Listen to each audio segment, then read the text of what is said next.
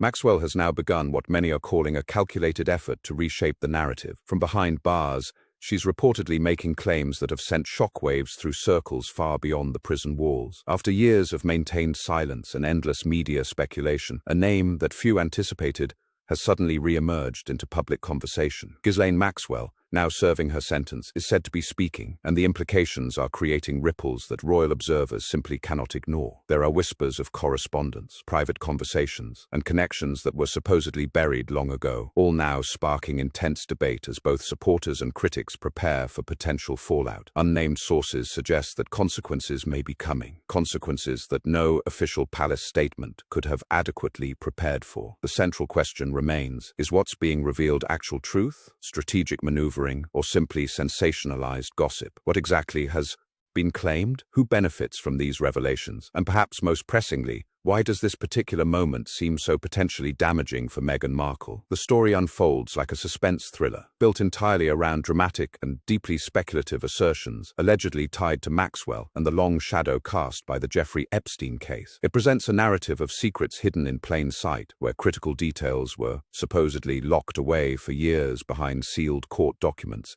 disappeared audio recordings, and files released only after extensive redaction. According to sources who refuse to be named, even when materials connected to Epstein finally became public, they appeared deliberately stripped of their most revealing content. What remained were gaps, absences that created more questions than they answered. Among the materials allegedly removed were reportedly as many as 12 hours of recorded interviews involving Maxwell herself. These interviews, some insiders claim, contained deeply sensitive information that was never meant to see the light of day. Within these supposedly missing sections lies the narrative's most attention-grabbing assertion. Maxwell, it is claimed, mentioned Meghan Markle by name. Rather than presenting Meghan's entry into royal life as a simple story of talent, ambition, and genuine romance, this account suggests that the hidden testimony pointed toward a far more complex and controversial background. The passage argues that according to those who claim familiarity with these interviews, Maxwell spoke about elite social environments where wealthy and powerful individuals mingled freely, and where young women were frequently introduced to men of considerable influence. In this telling, Meghan's name allegedly came up during discussions about these exclusive circles, these carefully guarded spaces where access itself was a form of currency. The story extends further by claiming that Maxwell sometimes employed coded language when referring to certain individuals, a practice supposedly designed to protect identities or soften potentially damaging implications. Meghan, according to this narrative, was allegedly referred to by the nickname Flower, a term chosen to suggest grace, beauty, and an aura of innocence within these high-status environments. Supporters of this theory argue that such a nickname would fit a pattern Maxwell reportedly used when describing women who navigated elite gatherings with apparent ease. However, the narrative consistently acknowledges that no direct, publicly available evidence has emerged to confirm any of these claims, which only adds another layer of mystery to the entire affair. The account also brings Virginia Giuffre into the picture, one of the most prominent survivors connected to the Epstein case. According to this telling, Giuffre at one point reportedly viewed Meghan as a potential witness in her legal action against Prince Andrew. The suggestion here is that Meghan might have possessed knowledge of events or individuals linked to Epstein and Maxwell, though this belief is framed as Giuffre's personal impression rather than established fact. The implication, however carefully worded, is that such testimony could have carried significant weight had it ever been delivered in a legal setting. The abrupt settlement of Prince Andrew's lawsuit is also presented through a suspicious lens within this narrative.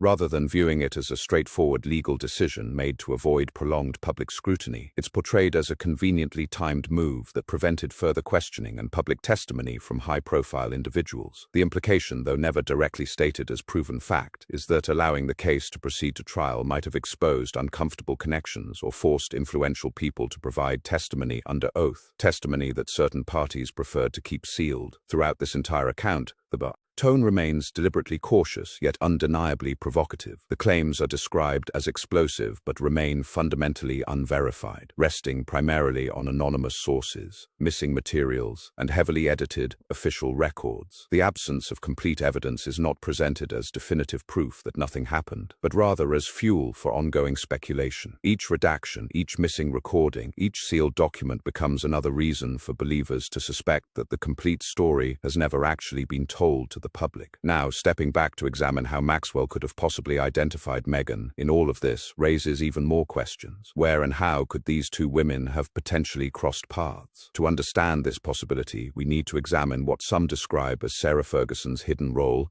as a gatekeeper within tangled royal social networks. Let's rewind and slowly examine the layers of a story that allegedly began long before royal weddings and palace balconies entered the picture. Picture the year 2000. Jeffrey Epstein was not yet the name that would later send chills down spines or dominate international headlines. Back then, he was viewed as polished, well-connected, and quietly powerful. He was a man who moved with ease through rooms reserved exclusively for society's most protected circles. According to insiders familiar with that era, Prince Andrew himself reportedly opened those doors. Epstein was allegedly invited into the royal box at Ascot, one of the most exclusive spaces in British high society. This wasn't merely a seat with a pleasant view. It was a symbol of trust and approval, a space where only the chosen few were permitted entry. Around him, familiar faces gathered. Ghislaine Maxwell worked the crowd with practiced ease. Sarah Ferguson, known as Fergie, lingered nearby, still influential despite her divorce from Andrew. Epstein, far from appearing out of place, seemed to belong naturally. He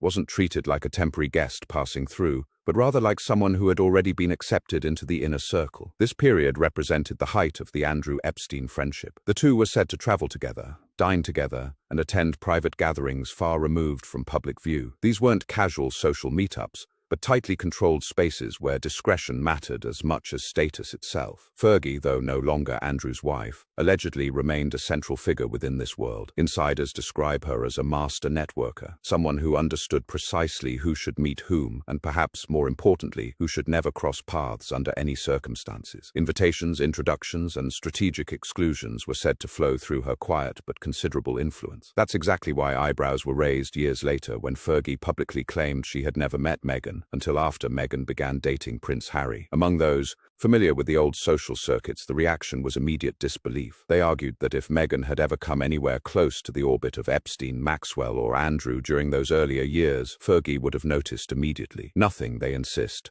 slipped past her watchful attention. This is where the story shifts from something resembling a fairy tale into what feels more like a carefully edited drama. Meghan, insiders claim, was not a complete outsider, suddenly stepping into royal life without any prior exposure. Instead, she was already hovering at the edges of these circles, known but deliberately unseen, present but not fully acknowledged in official narratives. Some sources even suggest that Fergie recognized her from much earlier encounters, not vaguely but with genuine familiarity regarding her background, her social circles, and the potential risks she might represent. One source stated it quite bluntly. Fergie allegedly acted as a protective shield, not in any obvious or rude manner, but through subtle social tactics that only those familiar with elite networking would recognize. She redirected conversations, carefully controlled introductions, and quietly ensured that no meaningful connection formed between Meghan and Prince Andrew. It was, according to this account, a form of sophisticated social blocking, designed to prevent even the possibility of future scandal. If Gislaine Maxwell's later claims about recruitment and grooming carried any truth whatsoever,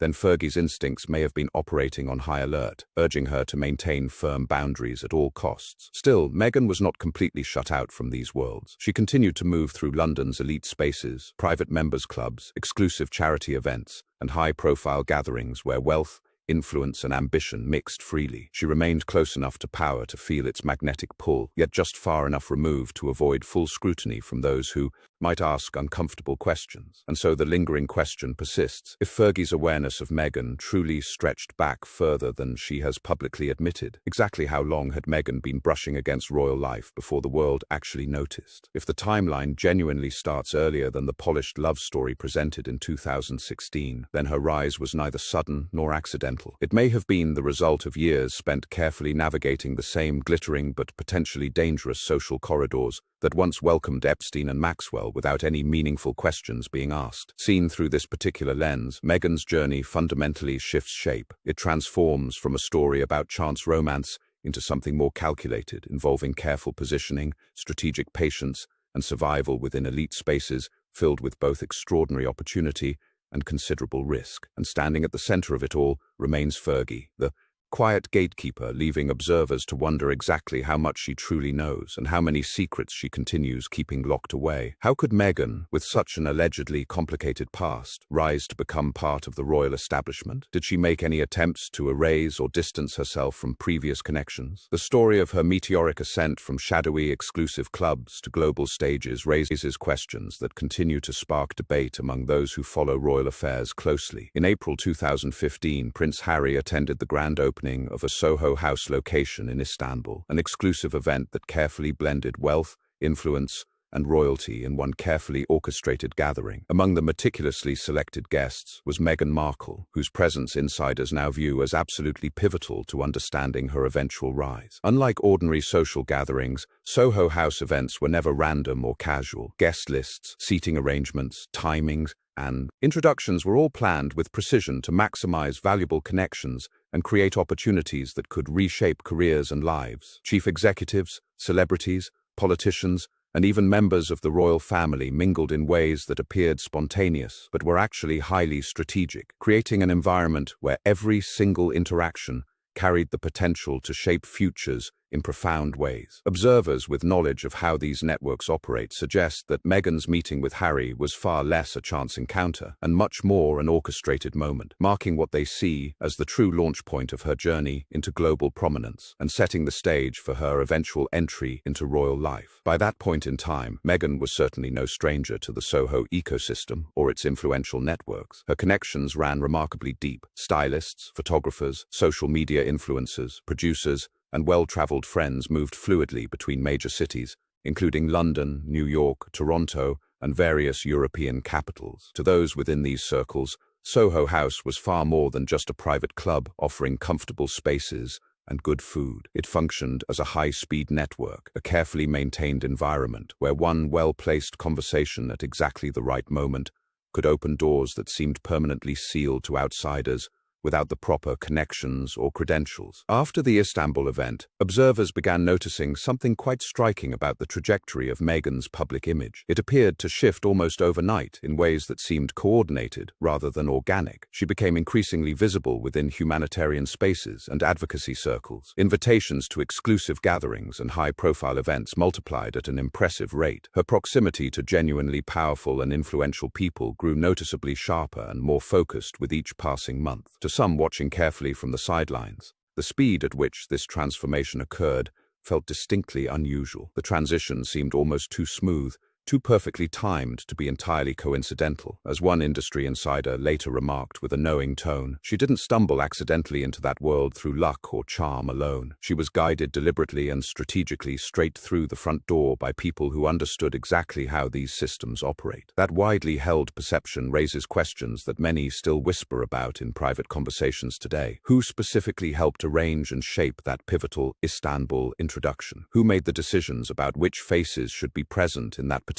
room at that exact moment in time? And why do some of the same social networks, philanthropic organizations, and influential circles keep appearing repeatedly in stories tied to powerful yet controversial figures across multiple scandals and investigations? To understand the deeper intrigue surrounding Meghan's rise, some careful observers rewind the timeline even further back to New York City in 2013. According to multiple accounts from people who were present in those spaces, Meghan was already attending elite private gatherings well before her relationship with Harry began. These were not acting auditions, casual industry mixers, or typical networking events that ambitious young performers might attend. They were invitation-only salons where media executives, political operatives, wealthy donors, and prominent activists exchanged not just pleasantries but actual ideas and influence that could move policy and shape careers. At that time, figures like Harvey Weinstein still dominated these exclusive spaces with considerable power. Those who attended these carefully curated gatherings weren't simply passing through hoping to make an impression. They were actively building relationships that would serve them for years to come. Then came 2014, another moment that caused eyebrows to raise among those tracking Meghan's movements through elite circles. She appeared at a public question and answer session in Ukraine, that was connected to organizations with documented links to Clinton-aligned political groups. This appearance occurred before her role on the television series Suits had reached its peak visibility, and well before any public association whatsoever with Prince Harry had been established or even rumored. Yet there she was, already engaging comfortably in spaces that were usually reserved exclusively for seasoned political insiders and established philanthropic figures with years of experience. To critics analyzing these patterns, it suggested she had gained early access to corridors of power through connections that remain unclear. To her supporters, it simply demonstrated ambition, global awareness, and intellectual curiosity. Either way, her presence in that setting stood out as notably unusual for someone at her level of public recognition at that time. The controversy and speculation deepened considerably when allegations involving Gislane Maxwell resurfaced prominently in public discussion years later. According to claims attributed to Maxwell during various legal proceedings, Epstein's considerable wealth allegedly flowed into major global humanitarian efforts and charitable initiatives, including some with connections to Clinton-affiliated organizations and foundations. These claims remain hotly contested and have never been fully proven in court, but their mere existence continues to fuel ongoing speculation among those trying to piece together how influence networks actually operate. If questionable wealth genuinely did circulate through respected philanthropic channels, as alleged, then by extension, influence, valuable introductions, and access to powerful figures may have traveled right alongside that money, often without public awareness or scrutiny. Placed against that particular backdrop, Meghan's seemingly swift entry into elite humanitarian circles and politically connected spaces after the Istanbul event seemed considerably less surprising to some insiders familiar with how these networks function. Doors that rarely open for outsiders appeared to swing wide for her with unusual ease. Invitations to significant events came with remarkable speed. Platforms and speaking opportunities expanded rapidly. Her proximity to Prince Harry followed soon after, reinforcing among skeptics the idea that substantial groundwork had been carefully laid long before the public love story ever began capturing headlines and captivating audiences worldwide. None of this definitively proves the existence of a single hidden hand deliberately pulling strings behind the scenes to engineer her rise. But to those genuinely familiar with how elite social networks operate at the highest levels, the overall pattern feels distinctly recognizable. Power and influence rarely move randomly or chaotically through society. They flow deliberately through established relationships, strategic recommendations, carefully timed introductions, and meticulously managed access that appears effortless on the surface, but requires considerable coordination behind the scenes. From that informed perspective, Meghan's remarkable rise looks far less like sudden extraordinary luck and much more like a perfectly timed entry into a sophisticated system that consistently rewards those who arrive properly prepared with the right connections already in place. The lingering question remains fundamentally the same, and it absolutely refuses to fade despite years passing. In a complex world where influence functions as currency and access means everything, who actually opened those critical doors for Meghan? Who made the determination